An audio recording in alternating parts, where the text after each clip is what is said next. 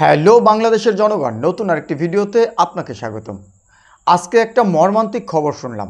মির্জা ফখরুল ইসলাম আলমগীর, বিএনপির মহাসচিব, তিনি নাকি হঠাৎ স্ট্রোক করেছেন।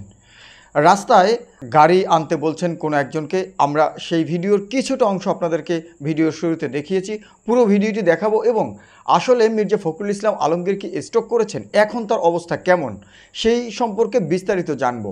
তবে তার আগে কমেন্ট সেকশনে তার এই স্ট্রোকের খবর শুনে জনগণের প্রতিক্রিয়া কী সেটাও জেনে নেব এক ঝলক। চলুন তাহলে ভিডিওটি শুরু করা যাক। আর আপনি যদি আমাদের চ্যানেলে নতুন হয়ে থাকেন তাহলে এখনই নিচে সাবস্ক্রাইব বাটনে ক্লিক করে সাবস্ক্রাইব করে পাশে থাকা বেল আইকনটি অন করে দিন পরবর্তী সকল ভিডিওর আপডেট সবার আগে পাওয়ার জন্য।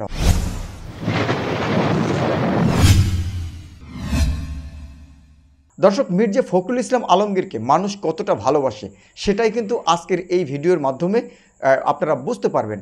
মির্জা ফখরুল ইসলাম আলমগীরের স্ট্রোক করার পরে সেখানে উৎসুক জনতা এবং যারা ওই ভিডিওটা দেখেছে, আমি এ যাবৎকালে মাত্র 2টি আইডিতে পেজে কিন্তু এই ভিডিওটা পেয়েছি।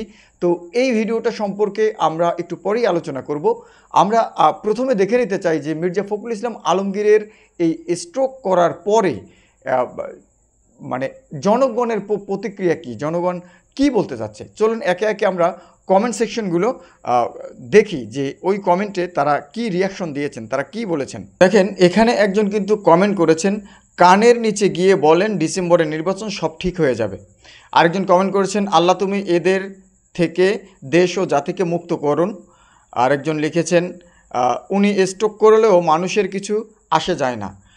জনগণের প্রতিক্রিয়া দেখুন, উনি স্ট্রোক করেছেন এই খবরটা শুনে মানুষের ভিতর প্রতিক্রিয়া আসছে নেগেটিভ প্রতিক্রিয়া। কেউ তার কিন্তু ভালোর জন্য কোনো কিছু বলছে না। কেন বলছে না কমেন্ট সেকশনে অবশ্যই জানিয়ে যাবেন। মারা গেলে খবর দিয়েন, একজনে লিখেছেন মারা গেলে খবর দিয়েন। আরেকজন একটা স্টিকার পাঠিয়েছেন, তিনি স্টিকারে তার স্টিকারে লেখা আছে যে এর একমাত্র সমাধান দ্রুত নির্বাচন। মানে তার এই স্ট্রোকের খবর শুনে মানুষ উপহাস করছেন। আরেকজন লিখেছেন, কানের কাছে গিয়ে বলেন যে ডক্টর ইউনূস পদত্যাগ করেছে, তাহলেই দেখবেন যে ও লাভ দিয়ে উঠবে। মির্জা ফখরুল ইসলাম আলমগীরের এই সংবাদ শোনার পরে আরেকজন কমেন্ট করেছেন, ঈদের নামাজে জানাজা কখন, মানে সে একটু ফানিভাবে বলেছেন। তারপরে আরেকজন কমেন্ট করেছেন, বড় একটা লম্বা কমেন্ট করেছেন, তিনি লিখেছেন, এই দেশ ও জাতির জন্য ওনার কোনোই কল্যাণ অথবা অবদান নেই একজন রাজনীতিবিদ হিসেবে, তাই আমি তার মুমূর্ষু অবস্থায় সমবেদনা জানাতে পারছি না, দুঃখিত।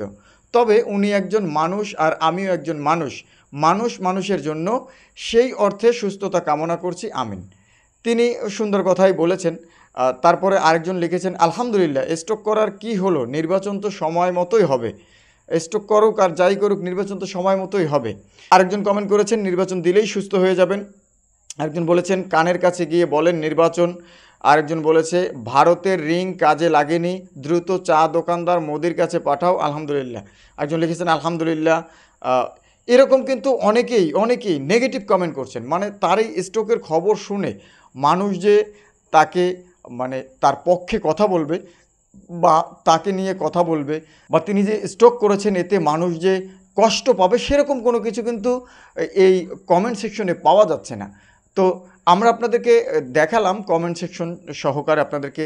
তো এখন তিনি কেমন আছেন, আসলে তিনি এখন বর্তমানে ভালোই আছেন।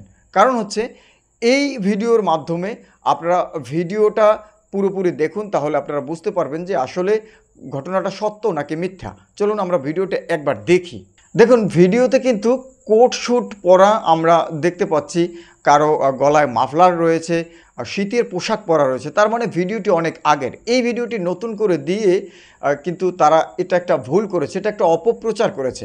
তবে এই অপপ্রচারের মধ্যে মানুষের যে কমিউনিকেশন, কমেন্টে যে মানুষের কমিউনিকেশন, মানুষ যে তার নেগেটিভ প্রভাবটা এই কমেন্ট সেকশনে বিস্তার করেছে, এটা কিন্তু আসলে উল্লেখযোগ্যভাবে, এটা কিন্তু আসলে ব্যাপকভাবে একটা রিয়াকশন মির্জা ফখরুলের প্রতি মানুষের, সেটা কিন্তু এখানে তাদের প্রতি যে একটা ক্ষোভ, সেটার কিন্তু বহিঃপ্রকাশ হয়েছে। এই ভিডিওটা একটা মিথ্যা সংবাদটি অনেক আগের, সেটাকে নতুন করে উপস্থাপন করা হয়েছে। যদি সত্যি উনি স্ট্রোক করতেন তাহলে মানুষের রিয়াকশন এরকমই হয়তো হতো, বা কেমন হতো আপনি আমাদের কমেন্ট সেকশনে জানিয়ে যেতে পারেন এবং এই সংবাদের পরে আপনার প্রতিক্রিয়া কী সেটিও আপনি জানাতে পারেন। আজ বিদায় নিচ্ছি, ইনশাআল্লাহ দেখা হচ্ছে পরবর্তী কোনো ভিডিওতে। আল্লাহ হাফেজ।